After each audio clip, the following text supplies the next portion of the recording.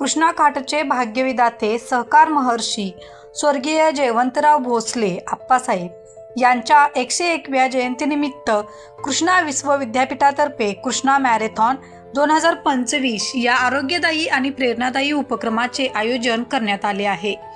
ही marathon 21 December रोजी पहाटे 5:30 वाजता कृष्णा विश्वविद्यापीठ परिसरातून सुरू होणार आहे।